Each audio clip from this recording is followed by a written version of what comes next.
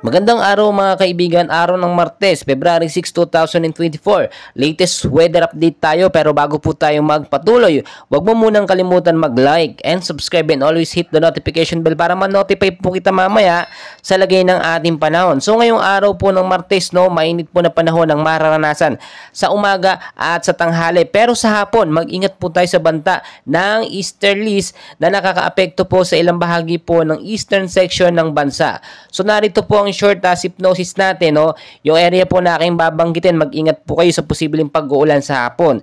Sa area po ng Metro Manila at ilang bahagi po ng ating bansa, Luzon, Visayas at Mindanao, mainit po na panahon ng mararanasan sa umaga hanggang sa tanghali.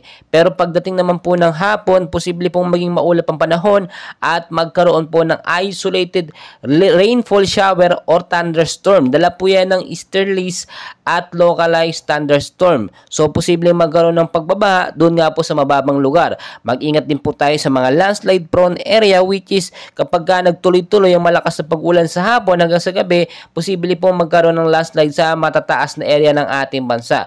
Kung titignan po ninyo, ulitin ko lamang, easterlies po ang nakaka-epekto sa ating bansa at wala naman pong bagyo or sama ng panahon na nakapasok sa ating Philippine Area of Responsibility. But as of now, ayon na rin po sa pag-asa, 2 hanggang 3 bagyo ang inaasahang pumasok ngayong buwan nga po ng Pebrero. So maging handa na po tayo ngayon pa lamang. Dahil ka po, tignan nyo mabuti, kahit mga localized thunderstorm kapag ka nagbigay ng malakas na pag-uulan, talaga nagbabaha kapag hindi nilinis yung mga ester at mga kanal.